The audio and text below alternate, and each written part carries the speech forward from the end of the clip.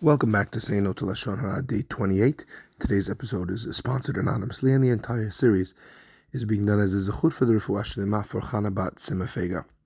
Imagine you're at a wedding, and sitting at this wedding or at this bar mitzvah at a table, people start talking about a certain person. Oh, did you hear? He's ripping people off. He's doing this or that. And then someone turns to you and they say, wait a minute, didn't you grow up with him? Don't you know him like from when he was young? Was he like this as a kid? All of a sudden, all the eyes turn to you. You were not speaking Lashon Hara up until this point. But now suddenly the spotlight's on and you have your chance to step into the light and really be the focus of everyone's attention. That Yetzer Hara oftentimes makes a person do something that ordinarily they would not have done. They would not have volunteered information. But seeing as the conversation has begun, and they're already speaking Lashon Hara about them, all they're asking me is if he was this way since he was young. What am I adding? At that moment, a person has a chance to be able to step in to the light and the focus of the people at the table and have them look up to him, or to kind of say, it's Lashon Hara, and everyone's like, oh, so religious, I can't believe it, you think you're better than all of us, I remember when you spoke Lashon Hara last week, etc., etc. In those moments when a person is feeling like if they don't say something, they might be embarrassed, the Chafetz Chaim encourages a person to recognize that much better to be embarrassed at the table for a few minutes than to be embarrassed in front of Hashem himself in the world to come. The Gemara quotes specifically, better to be considered a fool for your entire life than Hashem think of you as a Rasha for even a moment. I was thinking maybe the reason for the Chafetz Chaim's statement is that a moment in God's eyes is an eternity.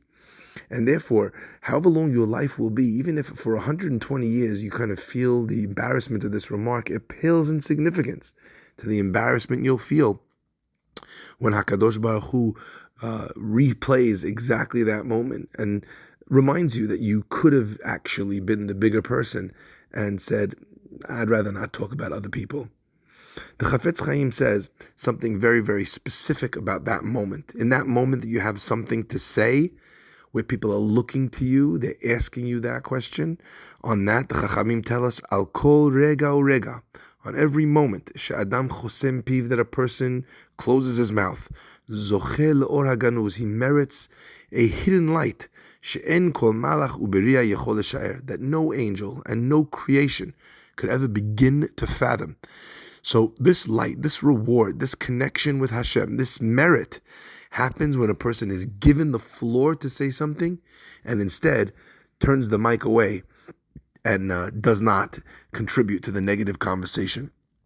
The Chafetz Chaim says that sometimes a person thinks, you know what, I'm not going to say something, but I can kind of get my point across without saying anything. I'll give you an example. Imagine someone says, this guy, he's so nice. And you just kind of look at the person with this out of the side of your eyes and just raise your eyebrows like, exactly. In that second, you've done this character assassination. You've told them, I know him, and he's nothing like what you think he is. Someone says, what do you think of this person for a shidduch for my daughter? And you wrinkle up your nose, like as if you'd smelled a piece of garbage.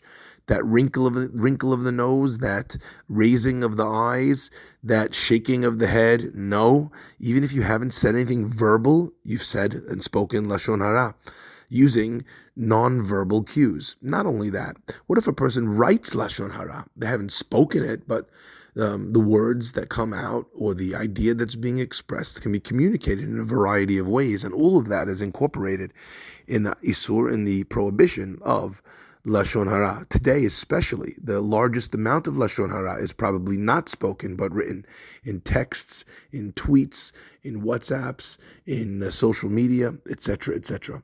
All of that constitutes Lashon Hara.